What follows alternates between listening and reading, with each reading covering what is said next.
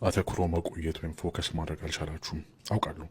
አሁኑኑ ከዚህ ቪዲዮ ስዋይፕ አድርጋችሁ ለመውጣት የሚገፋፋችሁ ስሜት የታገላችሁ ይሆናል። የሆነ ነገር ውስጣችሁ ሆኖ ኖቲፊኬሽን እንድታዩ ይፈልጋል። ሌላ አፕ እንድትከፍቱ ይፈልጋል። ደግሞ ስክሮል አድርጋችሁ ሌላ ምን አዲስ ነገር አለ ብላችሁ እንድታዩ በጣም ያስገድዳችሁ ይሆናል። ያ ግፊት የዲሲፕሊን ማጣት ውጤት አይደለም። ይልቁንም ሲስተሙ በትክክል እንዲሰራ ተደርጎ ስለታቀደ ነው። እናም ያ ሲስተም ባሸነፈ ቁጥር የሆነ አካል ክፍያ ያገኛል። አእምሯችሁ ውስጥ በትክክል ምን እየተካሄደ እንደሆነ ይህን የሚያደርገው ማሽን ማን እንደገነባው እና ለምን ይህ ነገር በዚህ ዓመት የምትማሩት በጣም አስፈላጊው ነገር እንደሆነ ላሳያችሁ። ምክንያቱም ይህ ስለ ፕሮዳክቲቪቲ ቲፕስ አይደለም። ይህ ያንተ ወይም ያንቺ የሆነውን በጣም ውድ ነገር ማን እየተቆጣጠረው እንደሆነ መረዳት ነው። እሱ ደግሞ ገንዘባችሁ ይሆን አይደለም። አብዛኛው ሰው በጥንቃቄ አስቦበት የማያውቀውን ነገር ልጠይቃችሁ። አቴንሽን ምንድን ነው? አቴንሽን ማለት ዝም ብሎ አንድን ነገር ማየት ብቻ አይደለም። አቴንሽን ማለት አእምሯችሁ ለእናንተ ምን መኖር እንዳለበትና ምን መኖር እንደሌለበት የሚወስንበት መንገድ ነው። አቴንሽን ኢዝ ዮር ብሬንስ ዌይ ኦፍ ዲሳይዲንግ ዋት ኤግዚስትስ ፎር ዩ ኤንድ ዋት ዳዝንት። አሁን ባላችሁበት አካባቢ በሺዎች የሚቆጠሩ ነገሮች አሉ። የልብሳችሁ ንክኪ፣ በቆዳችሁ ላይ ያለው ስሜት፣ አቅራቢያችሁ ያለ ማሽን ድምፅ፣ በአይናችሁ ዳርቻ የሚታይ ቀለም። ልክ እንደዚህ ፖይንት አውስ አደርጋችሁ እናንተ አዌር ሆናችሁ፣ እስከዛ ሰዓት ድረስ ግን አዌር አልነበራችሁም። እዚያ ግን ነበሩ። አእምሯችሁ ፊልተር አድርጎ አውጥቷቸው ነበር። አቴንሽን ማለት ያ ፊልተር ወይም ያ ማጣሪያ ነው። ምን እንደሚያልፍና ምን ችላ መባል እንዳለበት ይወስናል። እናም ዋናው ነጥብ ይሄ ነው። በዛ ፊልተር ውስጥ የሚያልፈው ማንኛውም ነገር እናንተ የምታስቡት ነገር ይሆናል። የምታስቡት ነገር የሚሰማችሁ ስሜት ይሆናል። የሚሰማችሁ ስሜት ደግሞ የምትወስኑት ውሳኔ ይሆናል። የምትወስኑት ውሳኔ የምታደርጉት ተግባር ይሆናል። ያ ተግባር ደግሞ በየቀኑ ሲደጋገም ህይወታችሁ ይሆናል። አቴንሽን የህይወታችሁ አንዱ ግብአት አይደለም፣ አንዱ ኢንግሪዲየንት አይደለም። እሱ የመጀመሪያው ግብአት ነው። እስካሁን ያደረጋችሁት እያንዳንዱ ውሳኔ መጀመሪያ አቴንሽናችሁ ካረፈበት ቦታ የሚቀዳ ነው። ዛሬ ምን እንደምትበሉ የመረጣችሁት በዓለም ላይ ያሉትን አማራጮች ሁሉ መዘናችሁ አይደለም። አቴንሽናችሁ ዓለምን ወደ ጥቂት አማራጮች አጠበቡ። እናንተም ከነሱ መረጣችሁ። አመለካከታችሁን የመረጣችሁት የተጻፉትን ቤታዎች ሁሉ አንበባችሁ አይደለም። አቴንሽናችሁ በተወሰኑ ምንጮች ላይ አረፈ።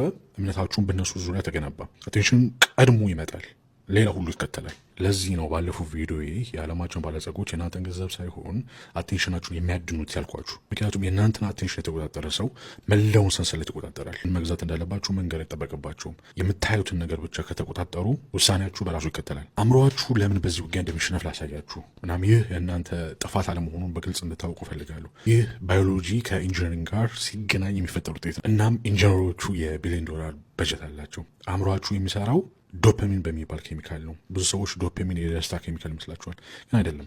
ዶፓሚን የአንቲሲፔሽን የመጠበቅ የጉጉት ኬሚካል ነው። አንድን ነገር ስላገኛችሁ ሳይሆን አንድን ነገር ለማግኘት ስጠብቁ ነው የሚሸልማችሁ። ያ የኖቲፊኬሽን ምልክት ስታዩ የሚሰማችሁ ጉጉት እሱ ዶፓሚን ነው። መልእክቱ ራሱ ሳይሆን መልእክቱ ሊሆን ይችላል የሚለው ተስፋ ነው። አእምሯችሁ ይህን ሲስተም ለሺዎች ዓመታት ያዳበረው ለህልውና ወይም ለሰርቫይቫል ሲባል ነው። በዱር ውስጥ ፍራፍሬ ስታዩ ወይም በአቅራቢያችሁ የእንስሳ ድምፅ ስትሰሙ ዶፓሚን ይረጫል።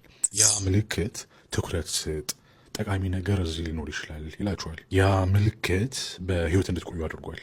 ሲስተሙ አዲስ መረጃ ብርቅና አስፈላጊ ለነበረበት ዓለም በትክክል የተሰላ ነበር። አሁን ግን የምትኖሩት አዲስ መረጃ በየ4 ሰከንዱ በሚያገኝባችሁ ዓለም ውስጥ ነው። እያንዳንዱ ስክሮል አዲስ ነገር ያሳያችኋል። እያንዳንዱ ኖቲፊኬሽን ያልታወቀ ነገር ተስፋ ይሰጣል። እያንዳንዱ አፕ ልክ እንደ ስላት መሽን፣ የቁማር መሽን ማለት ነው። ያንን የዶፓሚን ሰርኩት እንዲቀሰቀስ ተደርጎ የተሰራ ነው። የፍራፍሬ ለማግኘትና ከአዳኝ እንስሳ ለማምለጥ የረዳችሁ ሰርኪዩት አሁን ግን ምንም ለማይረቡ ነገሮች በቀን በመቶዎች የሚቆጠሩ ጊዜያት ይቀሰቀሳል። አእምሯችሁ ቤትሽ ወይም ቤትህ የተቃጠለ ነው በሚልና ፎቶሽ ወይ ፎቶ ላይ ላይክ ተደርጓል በሚል ኖቲፊኬሽን መካከል ያለውን ልዩነት መለየት አይችልም። ሁለቱም ዶፓሚን ሰርኪዩት የሚረጩ በተመሳሳይ መንገድ ነው። ምክንያቱም ሰርኪዩት የተሰራው አስፈላጊነትን ለመመዘን ሳይሆን አዲስ ነገርን ወይም ኖቨሊቲ ለመለየት ነው። አዲስ ማለት ትኩረት ስጥ ማለት ነው። ህጉ ይሄ ነው። ስልካችሁ ደግሞ ያንን አዲስ ነገር ማለቂያ በሌለው አዙሪት ያቀርብላችኋል። አሁን ነገሩ ከባዮሎጂ አልፎ ወደ አርኪቴክቸር ይገባል። በ2004 የስታንፎርድ ተመራማሪ ቢጄ ፎግ ፐርሱሲቭ ቴክኖሎጂ የሚባል ክፍል ያስተምር ነበር። ዓላማው ኮምፒውተሮች የሰውን ባህሪ እንዲቀይሩ ተደርገው እንዴት እንደሚሰሩ ማጥናት ነበር። ተማሪዎቹ በሰው ልጅ ታሪክ ውስጥ ትልቅ ተጽዕኖ ያላቸውን ውጤቶች ፈጥረዋል። ኢንስታግራም፣ የፌስቡክ ላይክ በተን፣ የፑል ቱ ሪፍሬሽ እንቅስቃሴ እና ኢንፋናይት ስክሮል። እነዚህ በአጋጣሚ የተፈጠሩ አይደሉም። በቢሄቪራል ሳይኮሎጂ ጥናት የታገዙና በሶፍትዌር ላይ የዋሉ ናቸው። ያ ስልካችሁን ወደ ታች ስትስቡት አዲስ ነገር የሚያመጣበት እንቅስቃሴ ፑል ቱ ሪፍሬሽ የተቀዳው ከስላት መሽን ይሄ እጅ መሳቢያ ነው።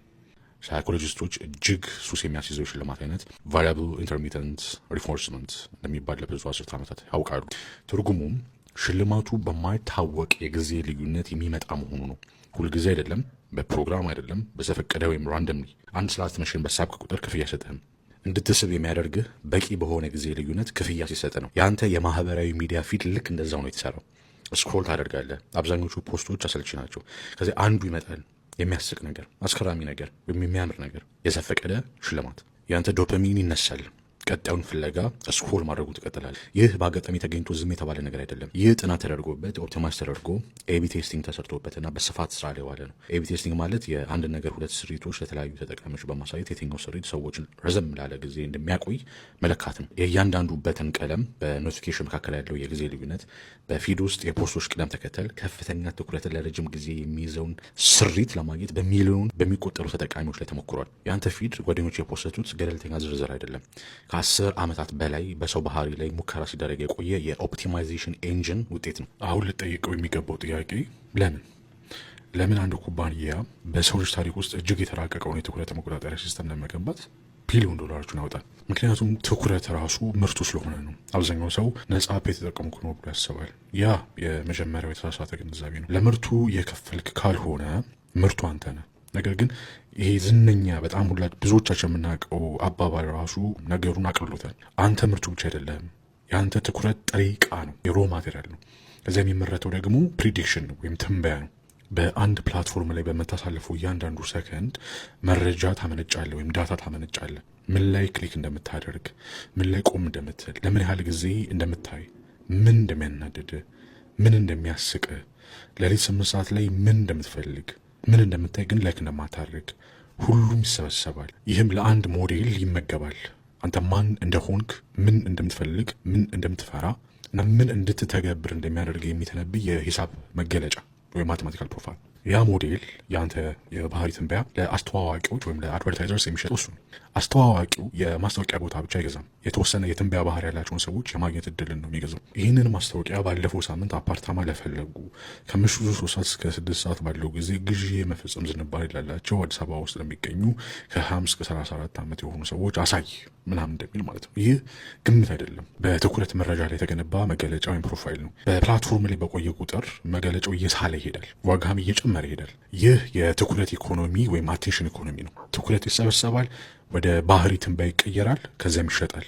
ምርቱ አፖ አይደለም፣ ምርቱ ያንተ የወደፊት ባህሪ ነው፣ ተጠቅልሎ ለሚከፍለው አካል የሚቀርብ። አሁን አብዛኛው ሰው ይህንን ሲሰማ ታዲያ ምን ይሁን ማስታወቂያ ያለው ትልቅ ነገር አይደለም፣ ማስታወቂያዎችን ችላ ማለት እችላለሁ ብሎ ያስባል። ማስታወቂያዎቹ ትንሹ ነገር ናቸው። እውነተኛው ዋጋ ትኩረት እየተሰበሰበ ባለበት ወቅት በአእምሮ ላይ እየደረሰ ያለው ነገር ነው። እናም ነገሩ ከባድ የሚሆነው እዚህ ጋር ነው። አእምሮ ሊያከናውናቸው የሚችላቸው 2 የትኩረት አይነቶች አሉ። የነርቭ ሳይንቲስቶች ወይም የኒውሮ ሳይንቲስት የተለያዩ ስሞች ይሰጧቸዋል። እኔ ግን ለአቅልልልህ ሪአክቲቭ አቴንሽን ወይም አይ ዶንት ኖ ተገፋፊ ትኩረት እና ዳይሬክትድ አቴንሽን ሆን ተብሎ የሚደረግ ትኩረት አሉ። ሪአክቲቭ አቴንሽን ማለት አንድ ነገር ትኩረትን ሲነጥቅ ነው። ከፍተኛ ድምፅ፣ የብርሃን ብልሽታ ሊሆን ይችላል፣ ኖቲፊኬሽን፣ የሚያናድድ ዜና። ትኩረት ለመስጠት አልመረጥክም። በአካባቢው ያለ ነገር ትኩረትን ወደ ራሱ ስቦታል። ይሄ ፈጣን በራሱ የሚንቀሳቀስና ምንም ጥረት የማይጠይቅ ነው። አእምሮህ የአንተን ፍቃድ ሳይጠይቅ ያደርገዋል። ዳይሬክትድ አቴንሽን ማለት ደግሞ ሆን ብለህ ትኩረትን በአንድ ነገር ላይ ስታሳርፍ ነው። ለ1 ሰዓት መጽሐፍ ማንበብ፣ ጥልቅ ውይይት ማድረግ፣ በአንድ ችግር ላይ መስራት፣ አንድ ነገር መገንባት፣ ይህ ጥረት ይጠይቃል። አእምሮህ ለትኩረት የሚሽቀዳደሙትን ሌሎች ነገሮች ሁሉ በንቃት ማፈንና የትኩረት ብርሃኑን በአንድ ነገር ላይ ብቻ ማቆየት አለበት። ዳይሬክትድ አቴንሽን እንደ ጡንቻ ነው። እንደ ማንኛውም ጡንቻ በመጠቀም ሊጠነክር ይችላል፣ ባለመጠቀም ደግሞ ሊደክም ይችላል። ችግሩ ይሄ ነው። እያንዳንዱ አፕ፣ እያንዳንዱ ፕላትፎርም፣ እያንዳንዱ ኖቲፊኬሽን የተገነባው ሪአክቲቭ አቴንሽን ለመቀስቀስ ነው። ሪአክቲቭ አቴንሽን ለመያዝ ቀላል ነው፣ ምክንያቱም በራሱ የሚከናወን ወይም አውቶማቲክ ስለሆነ። ኖቲፊኬሽን ለማየት አንተ አትመርጥም። አእምሮ ከመወሰን በፊት ምላሽ ይሰጣል። እናም እያደረግ ከነበረው ነገር ወደ ነጠቀህ ነገር በዞርክ ቁጥር አእምሮ ዋጋ ይከፍላል። የኒውሮ ሳይንቲስት ስዊቺንግ ኮስት ይሉታል፣ የመቀያየር ዋጋ። ከአንድ መስተጓጎል በኋላ አእምሮ ሙሉ በሙሉ ወደ ጥልቅ ትኩረት ወደ ዲፕ ፎከስ ለመመለስ በግምት 23 ደቂቃ ይፈጅበታል። 2 ደቂቃ አይደለም፣ 5 አይደለም፣ 23። ይህ በካሊፎርኒያ ዩኒቨርሲቲ ግሎሪያ ማርክ የተደረገ ጥናት ነው። ያምን ማለት እንደሆነ አስብ። በ1 ሰዓት ውስጥ 3 ጊዜ መስተጓጎል ከደረሰብህ፣ ይህም ስልክ አጠገቡ ላለ ሰው በጣም ዝቅተኛ ግምት ነው። ወደ ጥልቅ ትኩረት ፈጽሞ አደርስም ማለት ነው። አንዴም እንኳን ሰዓቱን ሙሉ የምታሳልፈው ጥልቀት በሌለው በተበታተነ ትኩረት ነው። እናም ጥልቀት የሌለው ትኩረት መጥፎ ውሳኔዎችህ የሚኖሩበት ቦታ ነው። በስሜት የሚደረጉ ግዢዎች፣ በስሜት ግልፍተኝነት፣ ግማሽ ተነበው ጠንካራ አቋም ግን ምንም ግንዛቤ የማይሰጡ ጽሁፎች፣ የምትጸጸትባቸው ጭቅጭቆች። ይህ የባህሪ ችግር አይደለም። በየጊዜው አንተ ለማቋረጥ በተሰራ አካባቢ ውስጥ የሚኖር የነርቭ ውጤት ወይም ኒውሮሎጂካል ኮንሲኩዌንስ ነው። እና ማንም ሰው የማይናገረው ክፍል ይሄ ነው። ትልቁ ዋጋ ፕሮዳክቲቪቲ አይደለም፣ መረዳት ነው፣ አንደርስታንዲንግ ነው። ጥልቅ ትኩረት ለስራ ብቻ አይደለም። ጥልቅ ትኩረት ራስን የምትረዳበት መንገድ ነው። ስሜቶችን የምታስተናግድበት መንገድ ነው። ለህይወት ትርጉም የምሰጥበት መንገድ ነው። የአልጎሪዝሙን ፍላጎት ሳይሆን የራስን ትክክለኛ ፍላጎት ለማወቅ የራስን ሀሳብ በግልጽ የምትሰማበት መንገድ ነው። በህይወት ውስጥ ያገኘናቸው እውነተኛ ግልጽነቶች፣ እውነተኛ የፈጠራ ውጤቶች፣ እውነተኛ ግንዛቤዎች ሁሉ የተከሰቱት በረጅም ጊዜና ባልተቋረጠ ትኩረት ውስጥ ነው። እያንዳንዱ ያ አቅም ሲሸረሸር ከአስቸጋሪ ስሜት ጋር ለመቀመጥ ወይም ውስብስብ ችግርን ለማሰብ ወይም እንኳን ለመሰላቸት በቂ ትኩረት ማቆየት ሲያቅትህ የራስህን አእምሮ ጥልቅ ክፍሎች የማግኘት እድልህን ታጣለህ። እና ያንን ክፍተት ማን ይሞላዋል? ምን ይሞላዋል? ኮንቴንት፣ ፊድስ፣ የሌሎች ሰዎች ሀሳብ፣ የሌሎች ሰዎች ምላሽ፣ የሌሎች ሰዎች ክርክር።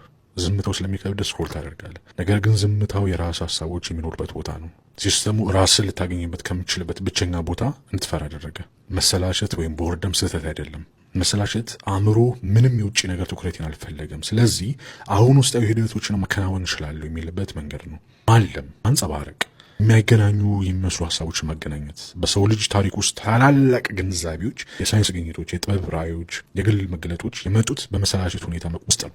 ኒውተን ከዛፍ ስር፣ አርኪሜድስ ገንዳ ውስጥ፣ አያት በመስኮት ትኩር ብላ ስታይና ለሳምንታት ያስጨነቃትን ችግር ምን ማድረግ እንዳለባት በድንገት ስታውቅ ያ ስራ ፈተነት አይደለም፣ ያ አእምሮ ጥልቅ ስራውን እየሰራ መሆኑ ነው። ስልኩ ደግሞ ይገለዋል ሁልጊዜ። አሁን ይህንን ሁሉንም ካሳየው ነገር ጋር ላገናኘው። ባለፉት ቪዲዮቼ ገንዘብ ለጊዜህና ለጉልበት የምታገኘው ደረሰኝ ወይም ሪሲት እንደሆነ አሳይቻለሁ። እናም ሲስተሙ ያንን ደረሰኝ ያላንተ ፍቃድ ገንዘብ በማተብ እንደሚያረክሰው ወይም ዳይሉት እንደሚያደርገው፣ ስለ ካንቲውን ኢፌክት፣ አዲስ ገንዘብ ከላይ ይገባል፣ የአንተ የመግዛት አቅም ከታች ይሸረሸራል። እስካሁን ያልነገርኩ ነገር አለ። ማንም ሰው ገንዘብን ከማርከሱ በፊት ጊዜህን መቆጣጠር አለበት እና ጊዜህን ከመቆጣጠሩ በፊት ትኩረት መቆጣጠር አለበት። ትኩረት የመጀመሪያው ዶሚኖ ነው። ሁልጊዜም እንደዛ ነበር። ትኩረት የተበታተነ ከሆነ ስለ ፋይናንስ በግልጽ ማሰብ አችልም። በጀትን ለመረዳት በቂ ጊዜ መቀመጥ አችልም። አእምሮ በአጭር ጊዜ የሪአክቲቭ ወደቶች ውስጥ ስለተጣበቀ የረጅም ጊዜ እቅድ ማውጣት አችልም።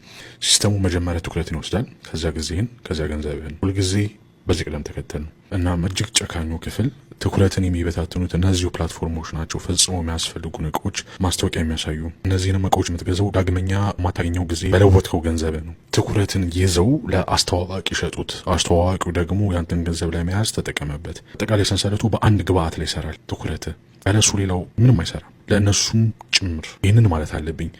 ልጆች ላይ ነገሩ የባሰ ነው። የአዋቂ አእምሮ የዳበረ ፕሪፎርታል ኮርቴክስ አለው። ያ የአእምሮ ክፍል ለግፊት መቆጣጠር ወይም ኢምፐልስ ኮንትሮል፣ ለረጅም ጊዜ እቅድ እና ለዳይሬክት አቴንሽን ኃላፊነት ያለበት ነው። ይህንን ኖቲፊኬሽን አላይም ሊል የሚችለው ክፍል እሱ ነው። ይህንን ስራውን ለማክሸፍ በተሰራ ዓለም ውስጥ እምብዛም ጎበዝ ባይሆንም ቢያንስ አለ። የልጅ ፕሪፎርታል ኮርቴክስ ደግሞ እስከ 25 ዓመት እድሜ ድረስ ሙሉ በሙሉ አይዳብርም። ቲክቶክ ላይ ያለ የ10 ዓመት ልጅ እሱን ለመቋቋም የሚያስችለውን የአእምሮ ክፍል ገና ሰርቶ ባልጨረሰ አእምሮ በቢሊዮን ዶላር የሚቆጠር የትኩረት መቆጣጠሪያ ማሽንን የታገለ ነው። ያ ፍትሃዊ ውጊያ አይደለም፣ ውጊያም አይደለም። ሲስተሙ እጅግ ተገላጭ በሆኑ አእምሮዎች ላይ እየተመገበ ነው። ምክንያቱም እነዚያ አእምሮዎች መመልከት የማቆም አቅማቸው ዝቅተኛ ስለሆነ ከፍተኛ ኤንጌጅመንት ያመነጫሉ። ይህ በማስረጃ የተረጋገጠ ነው። በርካታ ጥናቶች ከመጠን ያለፈ የማህበራዊ ሚዲያ አጠቃቀምን በታዳጊዎች ላይ ከጭንቀት፣ ከድብርት፣ ይሄ ዲፕሬሽን የሚባሉ እና ከትኩረት መታወክ አቴንሽን ዲስኦርደርስ ጋር አያይዘውታል። የዩኤስ ሰርጀን ጀነራል በማህበራዊ ሚዲያ እና በወጣቶች የአእምሮ ጤና ላይ ማስጠንቀቂያ አውጥተዋል። ቀድሞ የፌስቡክ ኢንጂነሮች እና ስራ አስፈጻሚዎች የገነቡት ምርት የገዛ ልጆቻቸው እንዲጠቀሙ እንደማይፈቅዱ በይፋ ተናግረዋል። ግብስ ስለሆኑ አይደለም፣ ማሽኑን ከውስጥ ስለሚያውቁት ነው። አሁን ሁሉንም ነገር የሚያስተሳስረውን ግንዛቤ ልንገራችሁ። እናም ይዘህ እንድትሄድ የምፈልገው ይሄንን ነው። የተዘናጋ ሰው ወይ ደግሞ ዲስትራክትድ የሆነ ሰው ፍጹም የኢኮኖሚ አሃድ ወይም ኢኮኖሚክ ዩኒት ነው። ለማስታወቂያዎች ምላሽ ይሰጣል፣ በድንገት ግዢ ይፈጽማል፣ ኮንቴንት ሳይገመግም ይበላል፣ ከዜና ርዕሶች አቋም ይዛል፣ እንቅስቃሴን እንደ እድገት ይቆጥራል። ውጤታማ ሳይሆን ስራ ይበዛበታል።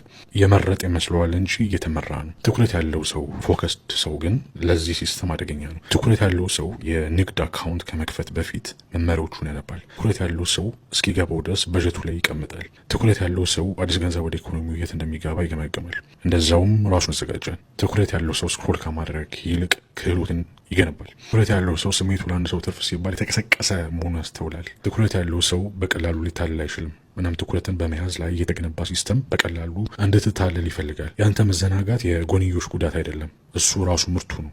የአንተ ትኩረት ደግሞ ትኩረትን ለመያዝ የተገነባ እያንዳንዱ የንግድ ሞዴል ትልቁ ስጋት ነው። ስልክን ወንዝ ውስጥ አላልልህም፣ ያ እውነታዊ አይደለም። ዋናው ነጥብም እሱ አይደለም። ስልኩ ቱል ነው፣ የመሳሪያ ነው። እስካሁን ከተሰሩ እጅግ ኃይለኛ መሳሪያዎች አንዱ ነው። ችግሩ ስልኩ አይደለም። ችግሩ ስልኩ የተሰራው ትርፋቸው አንተ ስልኩ ባለማስቀመጥ ላይ በሆኑ ሰዎች መሆኑ ነው። የምልህ ይሄንን ነው። ልታደርገው የምችለው እጅግ ኃይለኛ እርምጃ በጣም ቀላል የሆኑ ነው። ለማንኛውም ነገር ምላሽ ከመስጠት በፊት ለኖቲፊኬሽን፣ ለዜና ርዕስ፣ አፕ ለመክፈት ለሚገፋፋ ስሜት ለ2 ሰከንድ ቆም በልና አንድ ጥያቄ ጠይቅ። ይህንን የመረጥኩት እኔ ነኝ ወይስ ተገፋው? ያ ብቻ። ያቺ አንዲት ጥያቄ መረጥኩ ወይስ ተገፋው? የመረጥከው ያንን አፕ ለአንድ የተለየ ዓላማ ለመክፈት ሆን ብለህ ከወሰንክ ተጠቀምክበት። እሱ መሳሪያ ነው። መሳሪያዎች አንተን ያገለግላሉ። ከተገፋ ግን አንድ ነገር የአንተን ሪአክቲቭ አቴንሽን ከነጠቀ እና ሳትወስን ከተከተልከው ያ ሲስተሙ የሰራ መሆኑ ነው፣ አንተ አይደለህም ሲስተሙ። እና አሁን ስላየኸው ማቆም ትችላለህ። ሁልጊዜ ባይሆንም ፍጹም ባይሆንም ግን አብዛኛውን ጊዜ ደግሞ በቂ ነው። ምክንያቱም ትኩረት እየተደራረበ ይሄዳል፣ ኮምፓውንድ ያደርጋል።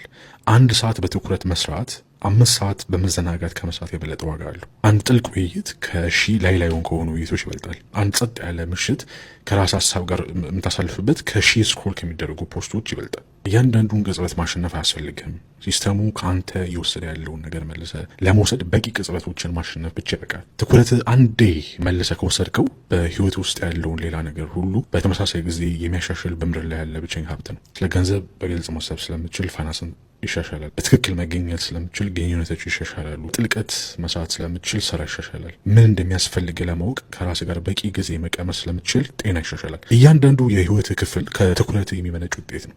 የመጀመሪያውን ዶሜን ማስተካከል ሌላው ይከተላል። ተጨማሪ ገንዘብ ማተም ይችላሉ፣ ያንተን ትኩረት ግን ማተም አይችሉም። እሱ ያንተ ነው። አሁን ዋጋውን ታውቃለህ። እንዳያስከው እጅግ ውድ ነገር ጠብቀው፣ ምክንያቱም እሱ ውድ ስለሆነ